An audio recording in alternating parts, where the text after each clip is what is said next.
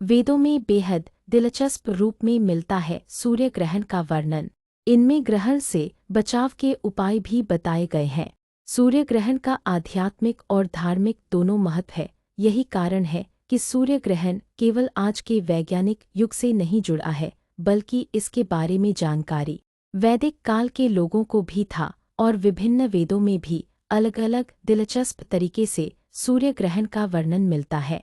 सूर्य ग्रहण एक खगोलीय घटना है, लेकिन यह धर्म, अध्यात्म, ज्योतिष इत्यादि से भी जुड़ा हुआ है। अलग अलग संस्कृतियों में सूर्य ग्रहण को अलग अलग नजरिए से देखा गया है और इसका अलग अलग वर्णन मिलता है। हिंदू धर्म के वेदों में सूर्य ग्रहण को एक महत्वपूर्ण खगोलीय घटना के रूप में वर्णित किया गया है। विशेष रूप से ऋग्वेद, अथर्ववेद और महाभारत में सूर्य ग्रहण से संबंधित कथाएं और वैज्ञानिक दृष्टिकोण उपलब्ध हैं। तो चलिए जानते हैं हिंदू धर्म के वेदों और पुराणों में सूर्य ग्रहण का वर्णन।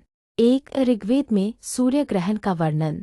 ऋग्वेद में सूर्य ग्रहण को असुर स्वरभानु से जोड़ा गया है, जो बाद में भगवान विष्णु के द्वारा चक्र से अलग किए जाने पर राहुकेतु के नाम से जाने गए। ऋग्वेद के अनुसार असुर स्वरभानु ने अपने छल से सूर्य को ग्रस लिया था, जिससे अंधकार फैल गया। बाद में ऋषि अत्रि ने अपने मंत्रों के माध्यम से सूर्य को पुनः प्रकाशित किया। महर्षि अत्रि भगवान ब्रह्मा के मानस पुत्र थे और उन्हें वेदों में एक प्रसिद्ध खगोल शास्त्री के तौर पर देखा जाता है। ऋषि अत्रि ने अत्रिर्देवता देवभ्य सपर्यन स्वरभानोरप हनद्विदत तमः मंत्र का जाप कर स्वरभानु के द्वारा फैलाए गए अंधकार को दूर किया था।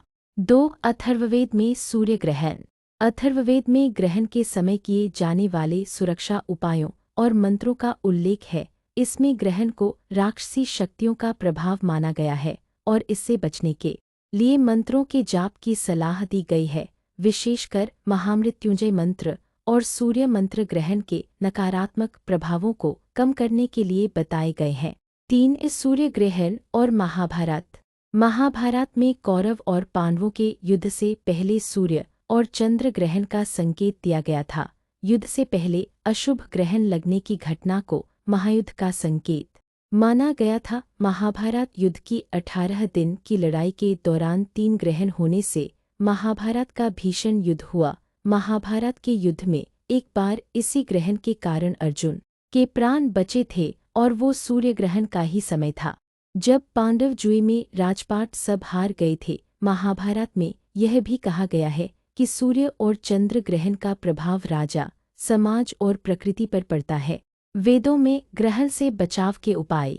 वेदों में सूर्य ग्रहण के दौरान किए जाने वाले कुछ उपाय बताए गए हैं, जो इस प्रकार हैं। ऋषि अत्रि द्वारा बताए गए मंत्र ग्रहण के नकारात्मक प्रभाव को कम कर सकते हैं।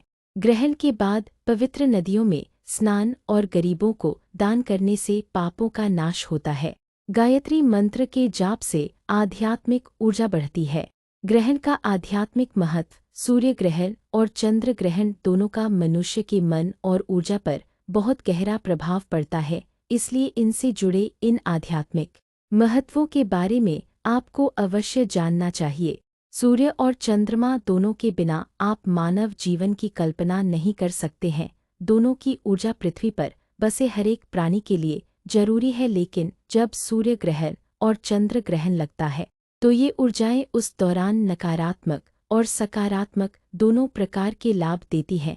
ग्रहण के दौरान कई बातों को करने की मनाही भी इसी कारण होती है, ताकि इन ऊर्जाओं का हम पर कोई नकारात्मक प्रभाव न पड़े। इन प्रभावों के कारण ही इन ग्रहणों का आध्यात्मिक महत्व भी है। तो चलिए जानते हैं इससे जुड़े आध्यात्मिक महत्व।